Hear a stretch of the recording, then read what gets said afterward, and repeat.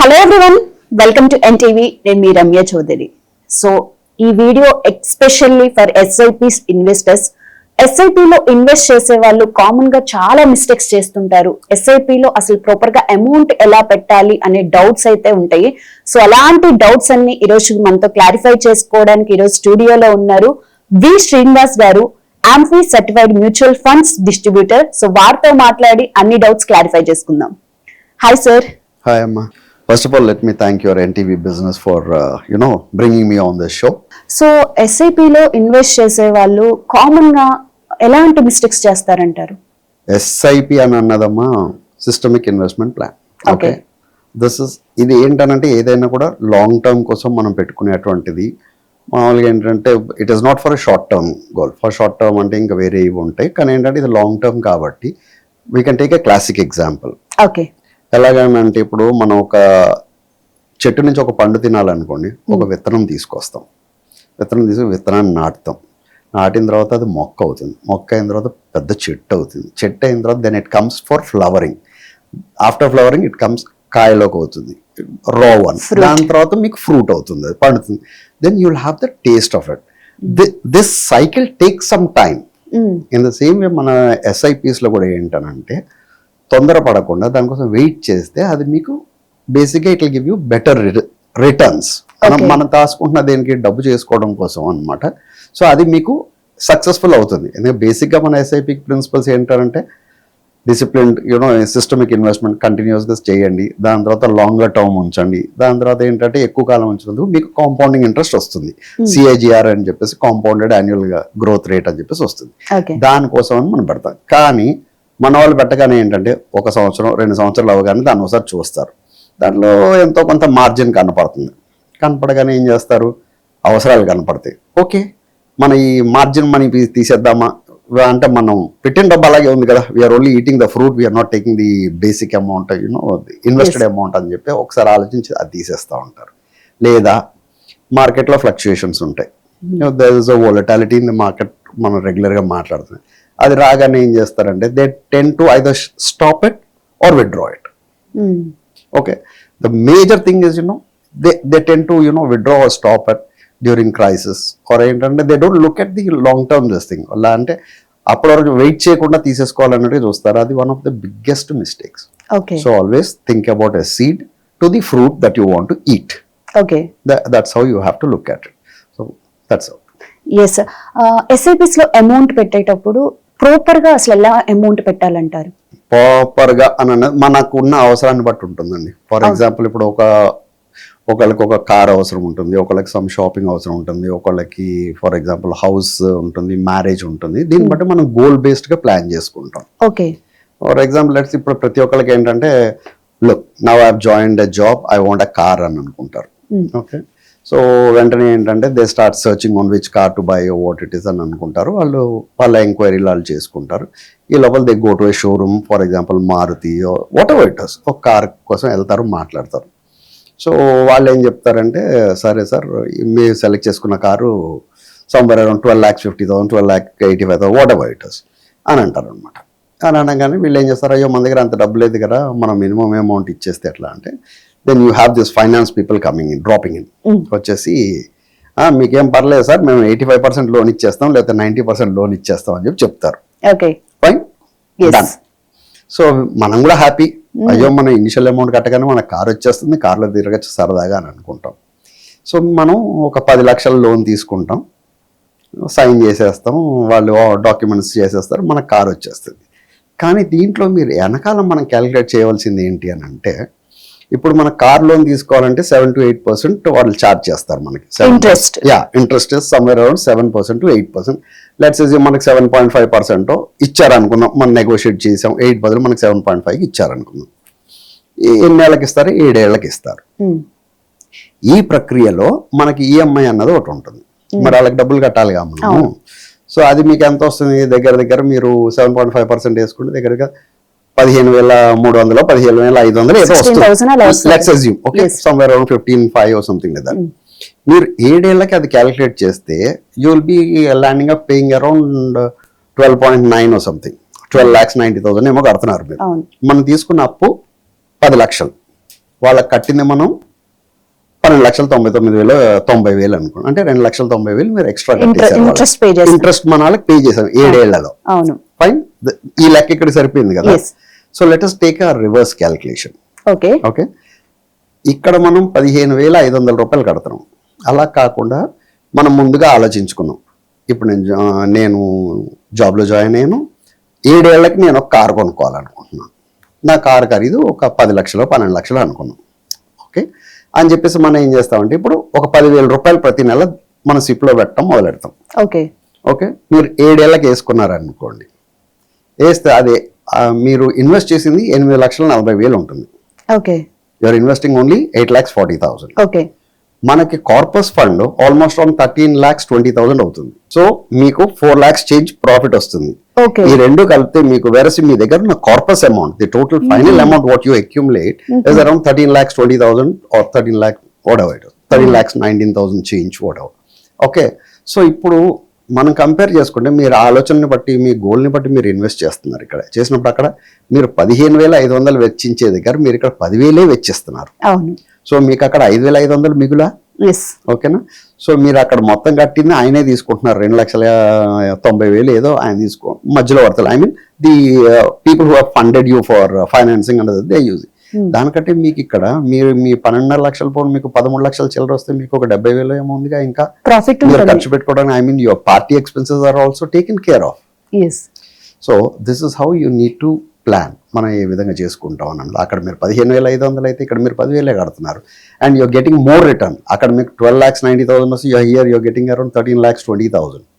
This is on average I'm saying around 12% per annum. Okay. It might even give you 15%. That's a different issue.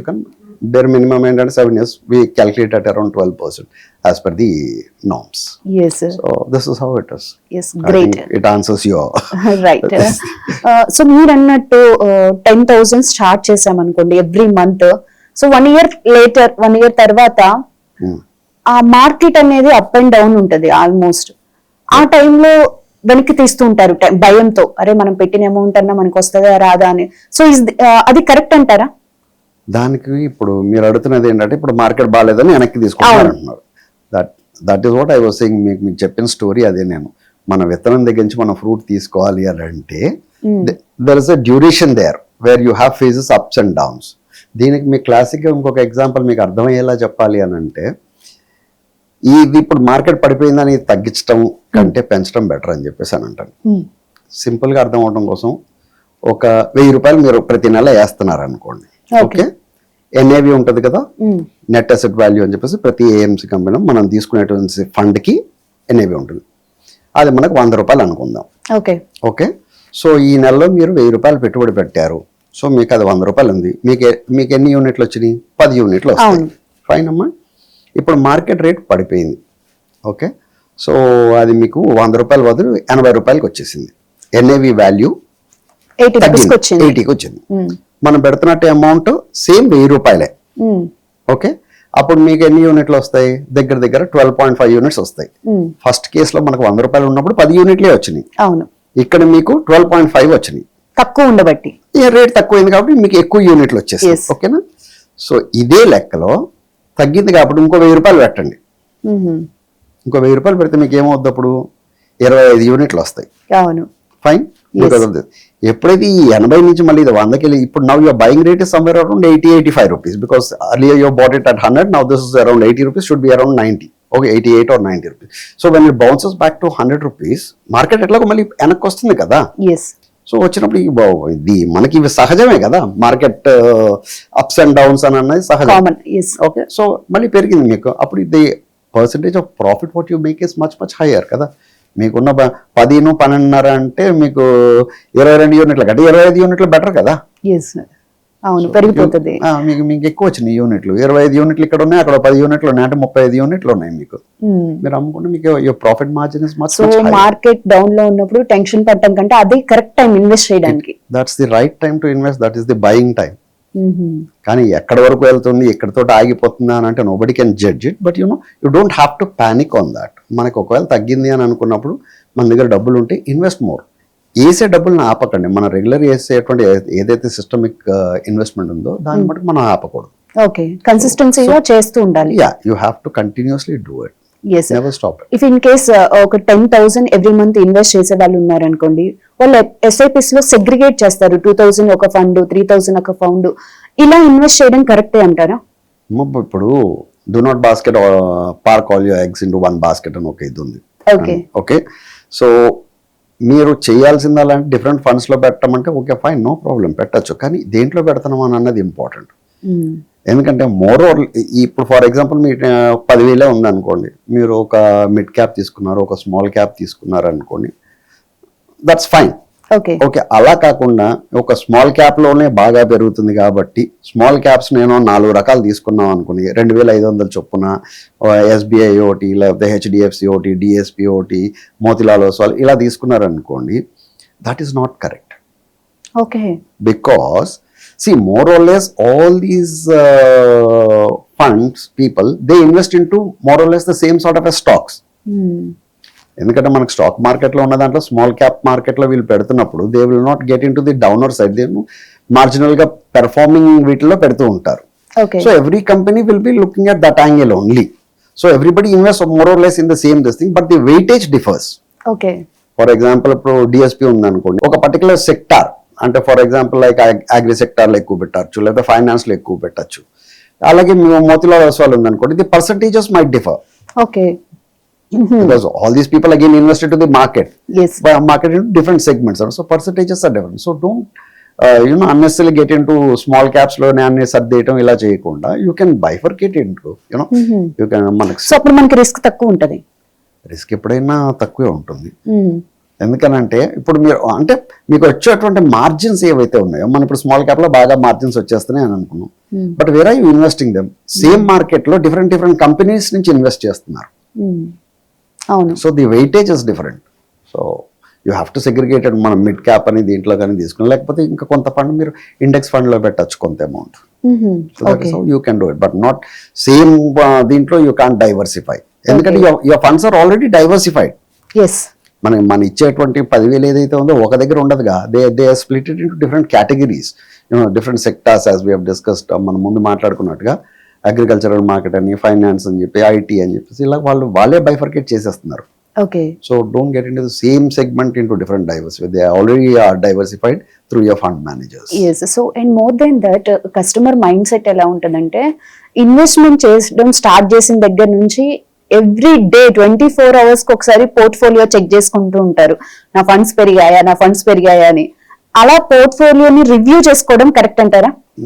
Review చేసుకోవడం అంటే మనం డబ్బులు పెట్టేటప్పుడు ప్రతి వాళ్ళకి ఒక ఆత్ర ఉంటుంది. మనం డబ్బులు పెట్టాము, పెరిగినాయా లేదా అని చూస్తారు.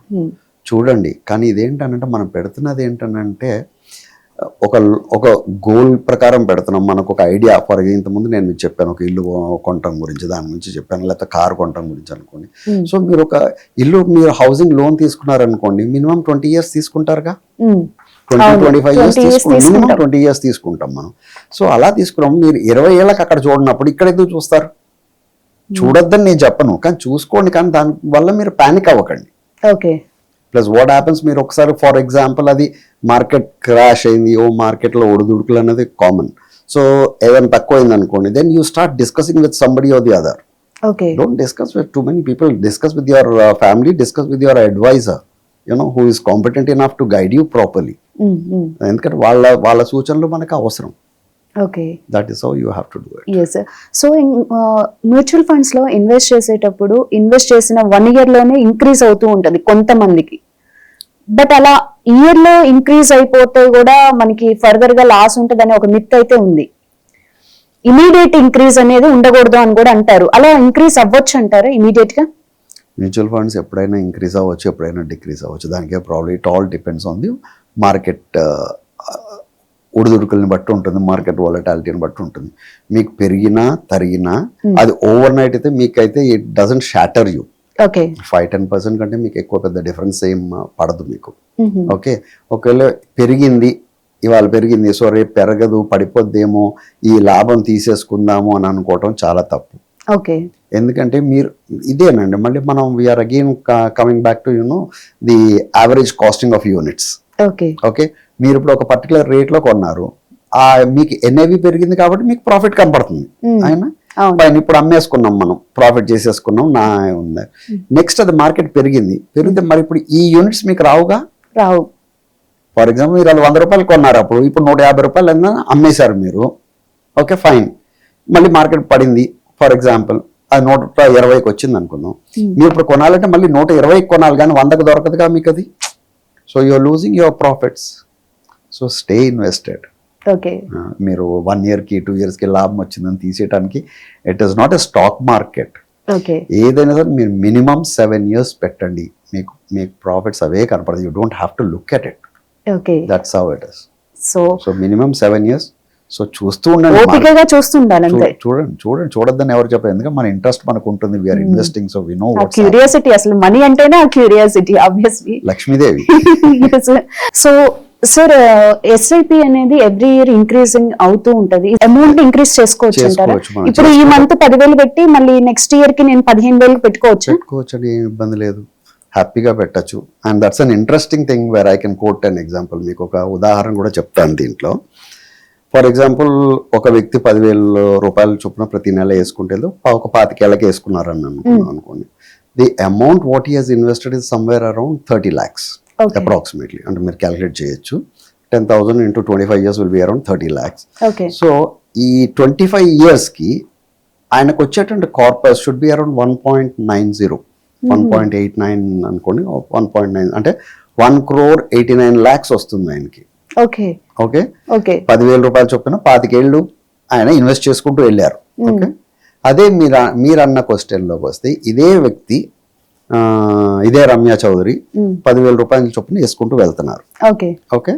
సో మనకి ఎవ్రీ ఇయర్ శాలరీస్ ఇవన్నీ ఇంక్రీజ్ అవుతూ ఉంటాయి కదా, ఖర్చులు పెరుగుతూ ఉంటాయి కదా. సో అట్లాగే మీ కార్పస్ కూడా పెరగాలి, లేకపోతే you can meet this thing.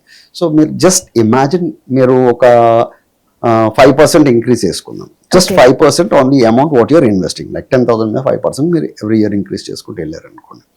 మీరు ఇన్వెస్ట్ చేసేటువంటి amount as against 30 lakhs, it will be around 57 lakhs, 57 change. Okay. You would be drawing somewhere around 2,73 lakhs approximately. And this is that మళ్ళీ అది assuming it's around 12% I'm talking about, you can get basic. much basic you can get much higher returns also. So now I leave it to wonderful you. number. I leave it to you whether you want to increase it or to keep it like that. Okay. Me decision అది. ఇంకా Yes, మనం sir. ఎక్కువ తీసుకోవాలనుకుంటే, ఎందుకంటే 5% or 10% is a small amount with the increments what we get. Yes, yes. So that's how you have to do it. Right. Finally, SIP investors కి మీరు advice ఏమి ఇస్తారు? If you ask me to say one small advice, it is like, start early, stay invested, reap your fruits. Wow, right. That is where it is. Right. Okay. Thank you, sir. Thank you.